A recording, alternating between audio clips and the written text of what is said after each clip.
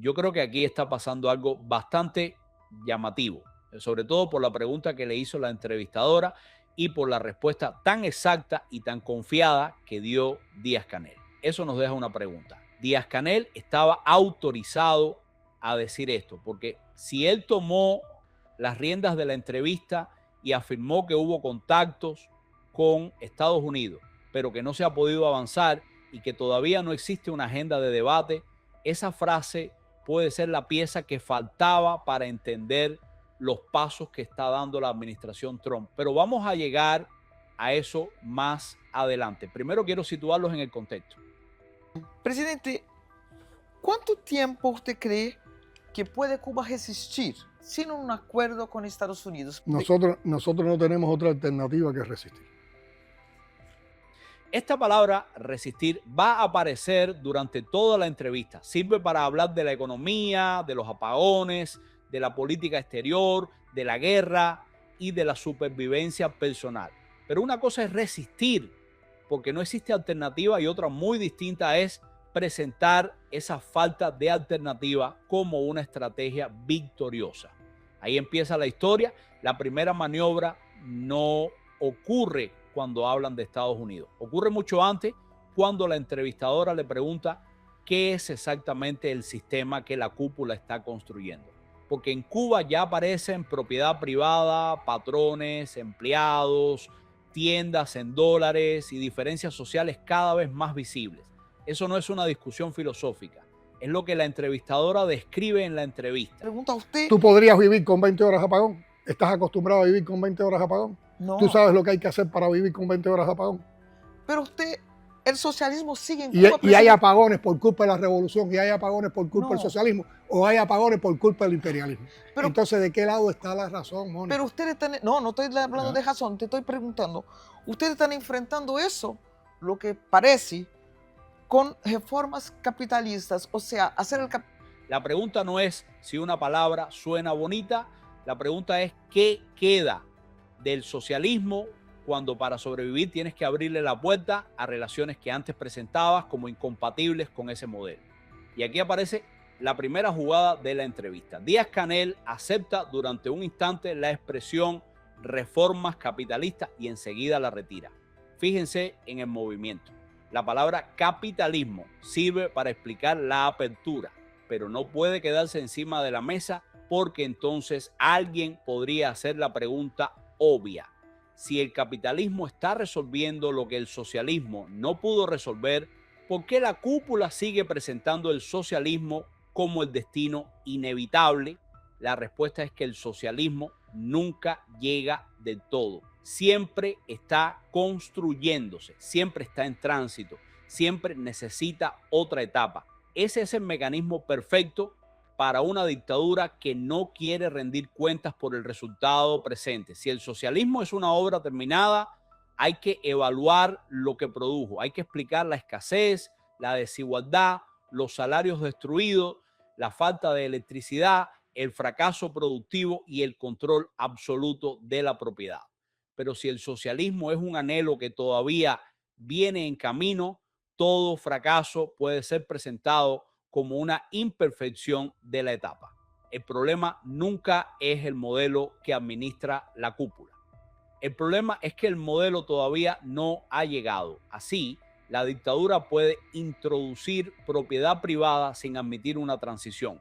Puede abrir negocios sin reconocer autonomía. Puede aceptar patrones y empleados mientras insiste en que el partido conserva el timón, y puede llamar concesión a cualquier espacio de mercado para recordarle a todos que ese espacio puede cerrarse cuando la cúpula lo decida. Díaz no está anunciando una transformación política. Está explicando cómo usar algunas relaciones de mercado para mantener vivo el mismo centro de poder. La operación queda bastante clara. Se permite que la gente produzca, pero la cúpula conserva el derecho de definir hasta dónde puede producir. Se permite que existan negocios, pero el marco puede ser reescrito desde arriba. Se acepta al empresario, pero no se acepta que la autonomía económica se convierta en autonomía política. Por eso la apertura no es una salida, Es un salvavidas. La dictadura necesita que entren dinero, mercancía, inversión y actividad privada, pero necesita que todo eso entre sin tocar el monopolio de la decisión. El mercado se vuelve un instrumento de supervivencia para el poder, no una puerta hacia la libertad. Y ahí aparece la función del tiempo. Mientras nadie sepa si Cuba está reformando el sistema, salvando el sistema o simplemente comprando meses de oxígeno, la cúpula puede mantener a la población esperando y a los posibles inversores calculando el riesgo de cada paso. No hay una regla estable. Hay permisos temporales, discursos contradictorios y una promesa de futuro que siempre se desplaza al siguiente congreso. La pregunta llega directa. No habla de teoría económica ni de soberanía. Pregunta si Cuba está al borde de un colapso. Presidente, ¿usted cree que Cuba está al borde de un colapso? No, nosotros no estamos al borde de un colapso. Nosotros estamos en una situación compleja, pero con una creatividad enorme que se suma a la capacidad heroica de resistencia del pueblo cubano. Se van buscando alternativas y hay una lucha completa por superar con nuestros propios esfuerzos, con nuestro propio talento, estas adversidades. Hay apagones, pero ningún apagón ha apagado la esperanza del pueblo cubano. Hay carencias, pero ninguna carencia ha fracturado la capacidad de... La respuesta empieza negando la palabra, pero inmediatamente después enumera todo lo que esa palabra intenta resumir. Apagones, carencias, sufrimiento, problemas de salud, dificultades de transporte y una economía golpeada. Esto es una técnica vieja, cambiar el terreno de la discusión. La periodista pregunta por el estado material del país. Díaz-Canel responde hablando de esperanza, heroísmo y capacidad moral. Pero la esperanza no enciende una termoeléctrica. La épica no bombea el agua. La resistencia no fabrica medicamentos. Fíjense en la contradicción. No niega que el pueblo esté sufriendo. Niega que ese sufrimiento permita hablar de colapso. Es decir, el problema no es la realidad. El problema es el nombre que conecta esa realidad con el sistema que la administra. Para que no quede como una discusión de palabras, escuchemos lo que el propio Díaz-Canel cuenta sobre la energía. Imagínate una economía sin energía. Nadie en el mundo ha podido sobrevivir a una energía, a una economía sin energía. En este país hace 7 meses que solo ha entrado un barco de petróleo, que fue un barco de la Federación Rusa que entró con una ayuda humanitaria de 100.000 toneladas de crudo. No ha entrado más combustible al país. Por lo tanto, esto ha tensado la situación actual. Yo te podría dar algunos datos para que veas lo que implica la manera transversal en que este recrudecimiento del bloqueo con bloqueo energético provoca en la vida de las cubanas y los cubanos. Primero te paraliza la economía, porque al no existir energía, al no existir combustible para la generación eléctrica, el primer impacto. Un barco en 7 meses frente a una necesidad de 7 barcos mensuales. La cifra no describe una dificultad pasajera. Describe una economía que está funcionando por debajo de la energía mínima que necesita para mantenerse viva. Para quedar claro, o sea, entra combustible, por ejemplo, entra gasolina. No entra en importaciones privadas, ¿no? Pues entra por la importación privada, pero la importación privada en estos 7 meses equivale, si sumamos todo lo que han importado los privados, equivale a un barco. Y nosotros necesitamos 7 barcos de combustible mensuales. Mensual, sí. Y esto equivale a un barco, esto equivale a un... Y aquí la palabra apagón se queda pequeña. Cuando la luz falta durante 20, 30 o 40 horas, ya no estamos hablando solamente de incomodidad doméstica. Se rompe la cadena completa, el refrigerador, el agua, el transporte, el trabajo, la escuela, el hospital, la comida y el descanso. Un sistema que se desconecta completamente y necesita días para recuperarse, no está ofreciendo normalidad con dificultades. Está perdiendo la capacidad de garantizar un servicio esencial. Los reportes de Reuters describieron en julio un apagón nacional seguido de protestas en La Habana, con residentes golpeando ollas, tocando bocinas y reclamando que encendieran las luces. En mayo, Reuters había reportado cortes de hasta 22 horas en sectores de la capital y vecinos que llevaban más de 40 horas sin electricidad.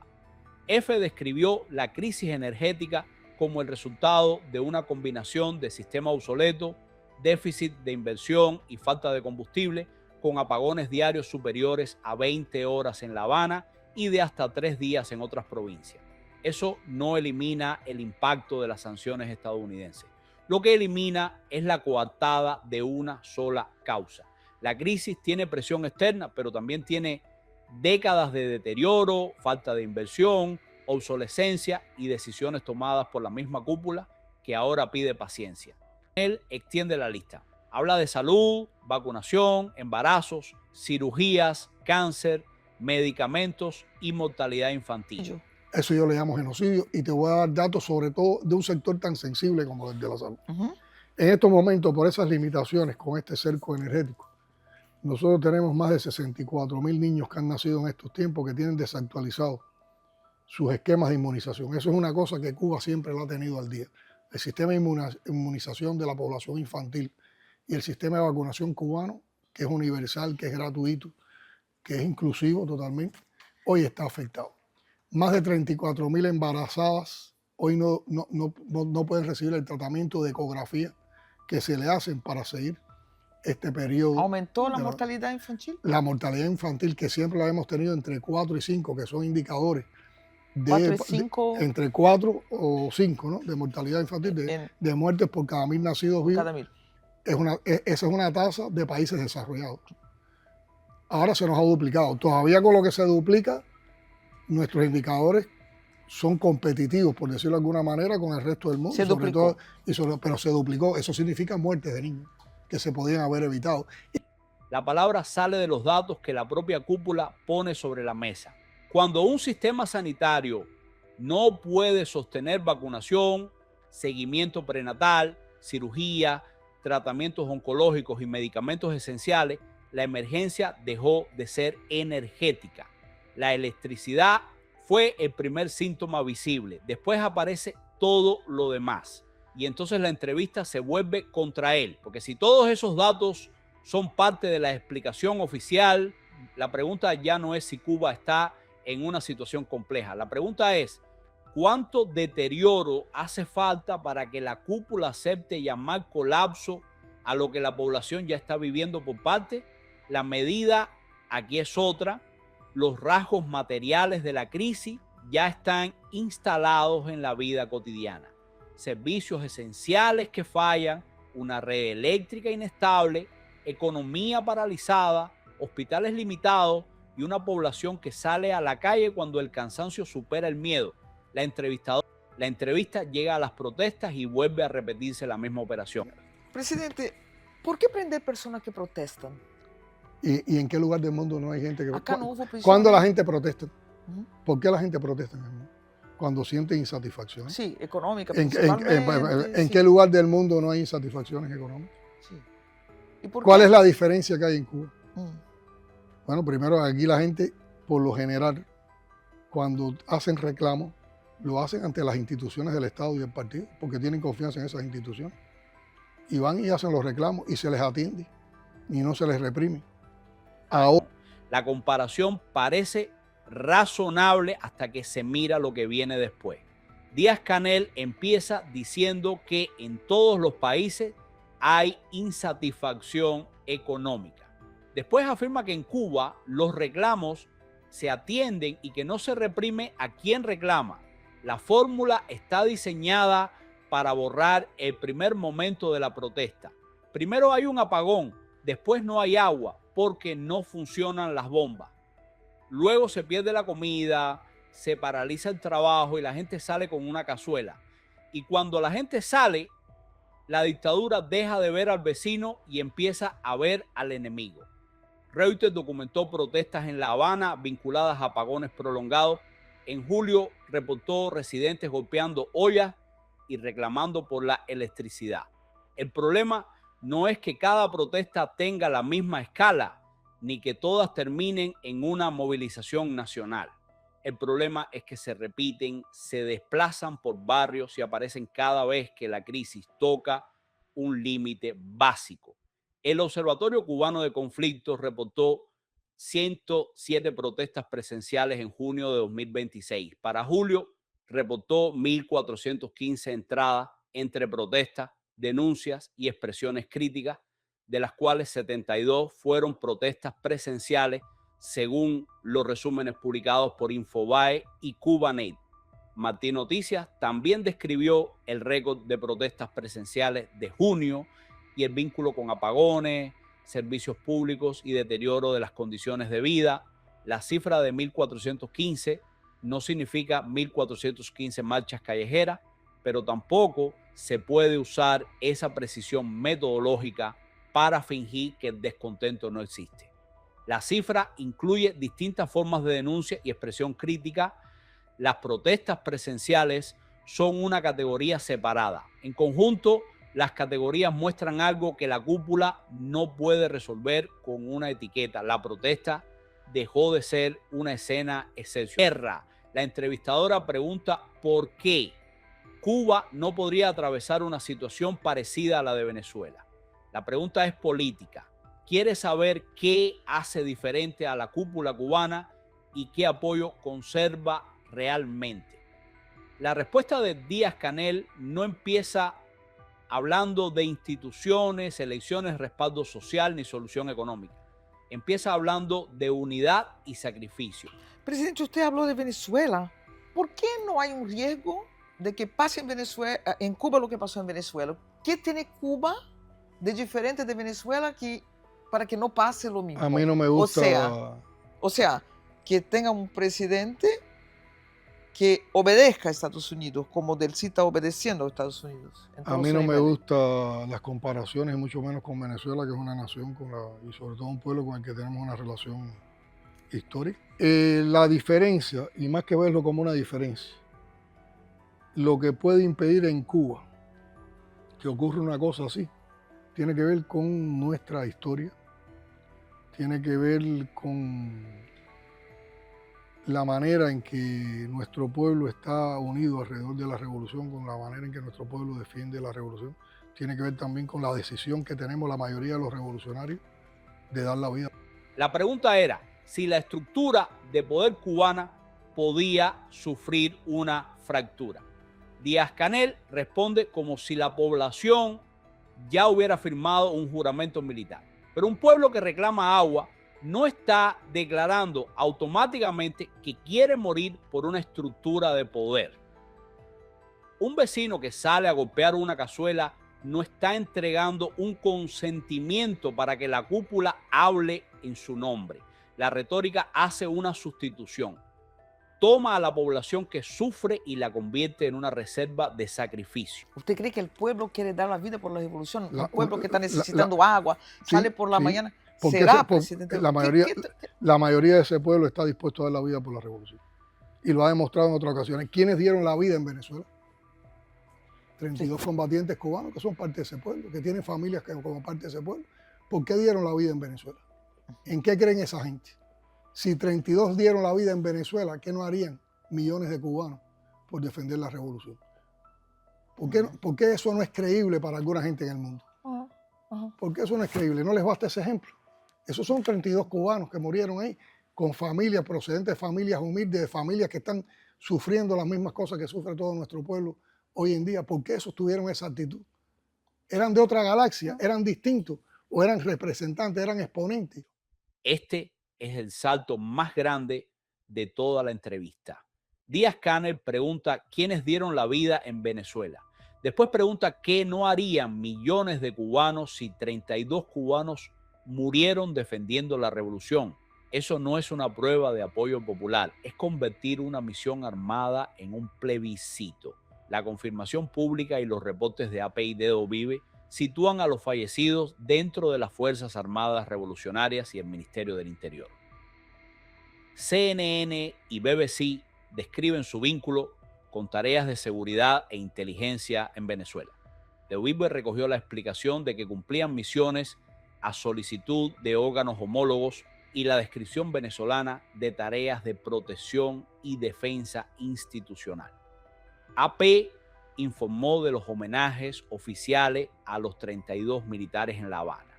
La BBC señaló que la confirmación de las muertes expuso la presencia de oficiales cubanos de inteligencia y seguridad dentro de los corredores del poder en Caracas. Lo decisivo no depende de ponerles una etiqueta adicional. La propia información disponible los ubica dentro de una estructura armada de protección del poder venezolano. No eran una muestra aleatoria de la población civil cubana. Eran personal militar y de seguridad enviado a cumplir una misión institucional. Díaz-Canel toma esa misión y la presenta como si fuera una encuesta nacional.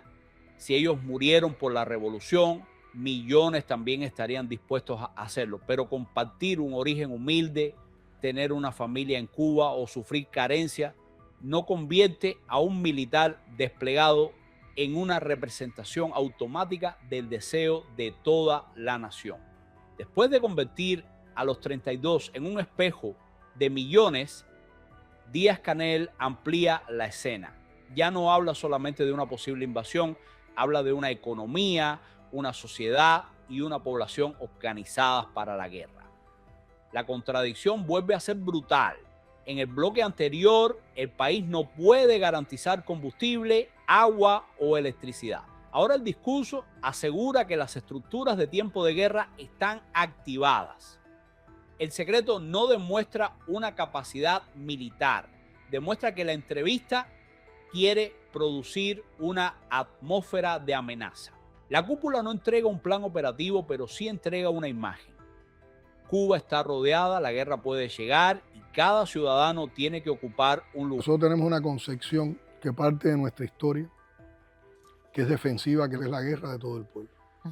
Donde cada cubano y cada cubano tiene una misión y un lugar que ocupar en la defensa. Es una estrategia defensiva, para nada es agresiva, pero que nos permite, con conceptos de la guerra de guerrilla, con conceptos de guerra irregular, con los conceptos de la tradición histórica de la guerra de nuestra independencia y después de la guerra guerrillera en la Sierra Maestra, actualizada porque nosotros estudiamos todos los conflictos internacionales, sabemos todas las tendencias que hay en el arte militar contemporáneo, hemos estudiado todas las guerras que se han producido, las últimas invasiones que se han hecho, sabemos y tenemos estudiado las posibilidades y las potencialidades del ejército norteamericano y también tenemos nuestras potencialidades.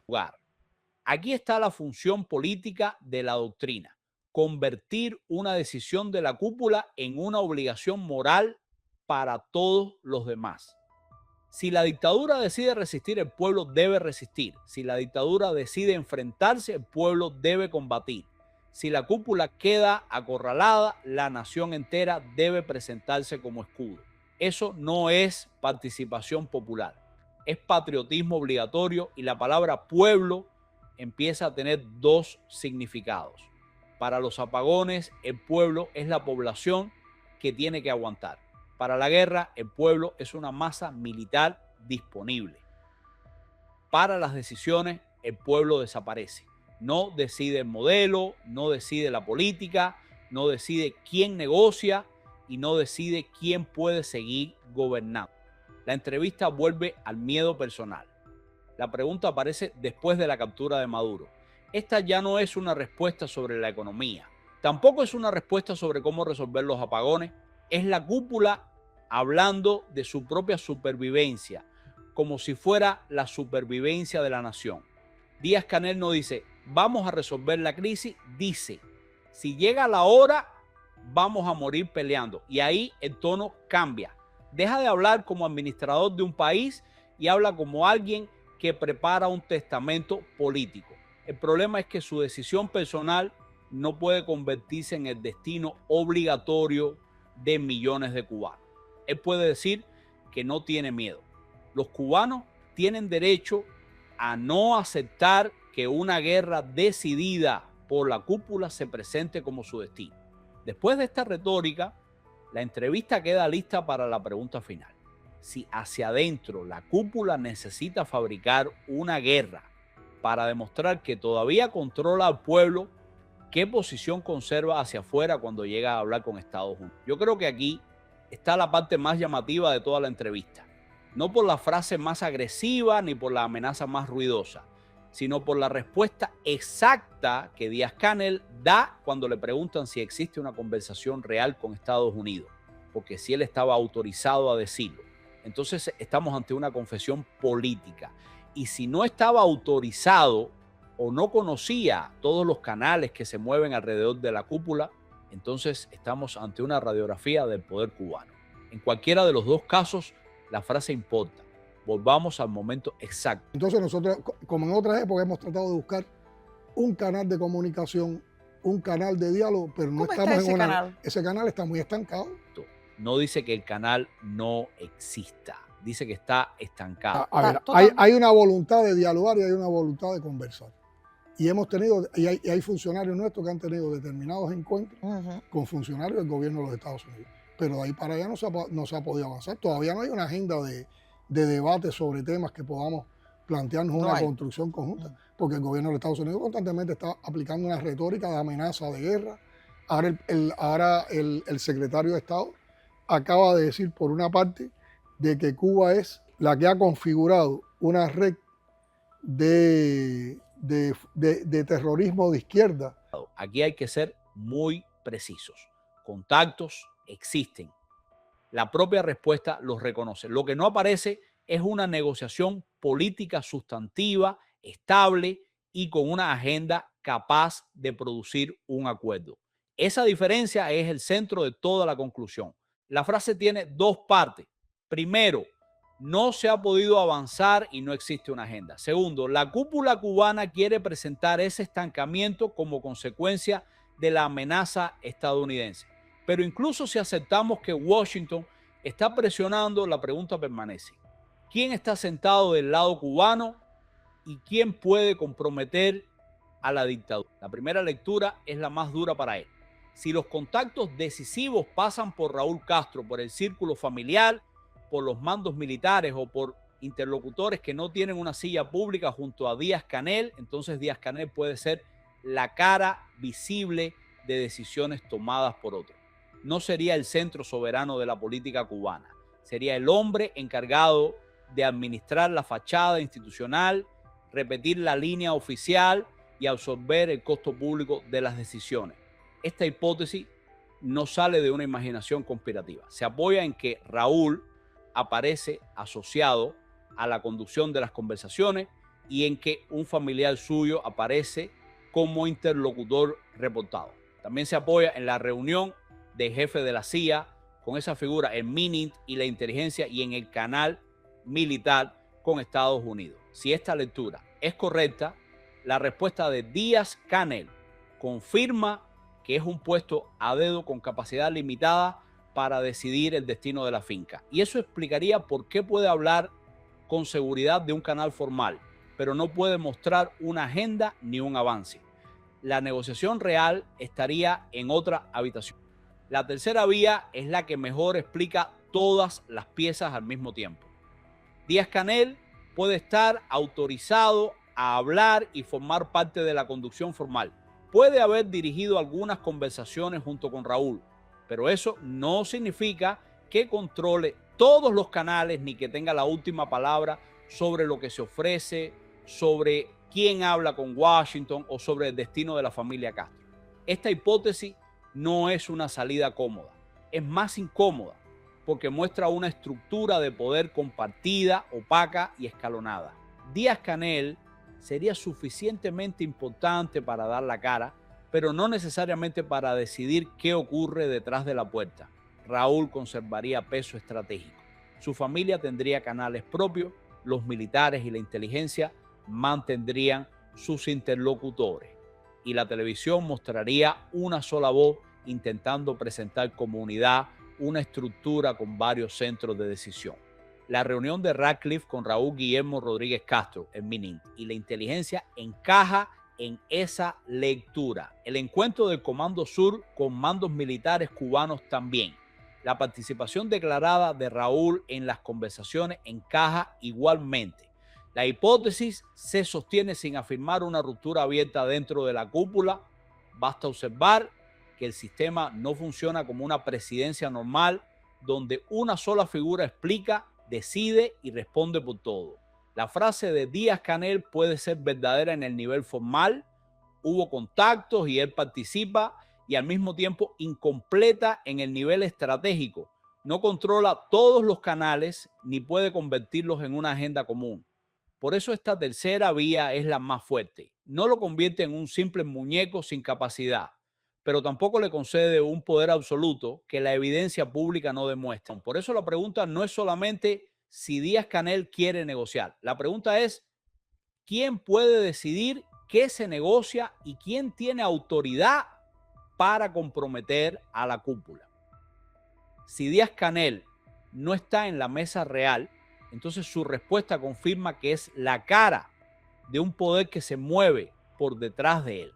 Es el administrador público de una decisión que otros toman en los espacios donde no hay cámara. Si sí está en la mesa, la confesión es todavía peor. El hombre que encabeza la dictadura reconoce que existen contactos, pero que no hay avance, no hay agenda y no hay una salida política capaz de convertirse en acuerdo. Y si participa, pero no controla todos los canales, entonces la entrevista nos está enseñando una estructura todavía más opaca, una figura pública que habla por la cúpula mientras la cúpula conversa, resiste o negocia a través de otros nombres.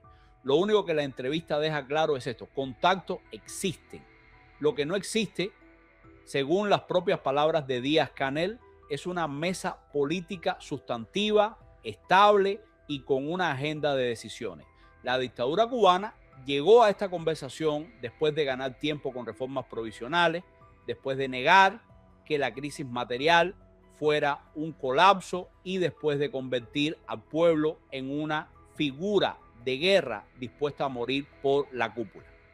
Y cuando llega al punto en que necesita hablar con Estados Unidos, no presenta un acuerdo, no presenta una agenda y no presenta una salida, presenta resistencia. La palabra resistencia empieza a sonar entonces menos como fortaleza y más como el nombre que la cúpula le pone a estar acorralada. Porque una dictadura que controla todo no tendría que inventar que el pueblo quiere morir por ella. Una dictadura que negocia desde una posición de fuerza no tendría que admitir que no existe una agenda. Y una dirección que supiera exactamente quién decide no tendría que dejar abierta la pregunta que esta entrevista nos deja. ¿Díaz-Canel estaba hablando por el poder real o estaba demostrando que el poder real habla a través de él? Ahí está la pieza que faltaba. Comunicación sí hay. Lo que falta es convertirla en una negociación de fondo. Y mientras la cúpula decide si resiste, si cede o si utiliza a Díaz-Canel como ficha de cambio, el pueblo cubano continúa pagando el precio de una guerra que no declaró, de una economía que no controla y de un sistema que nunca termina de llegar al futuro que promete.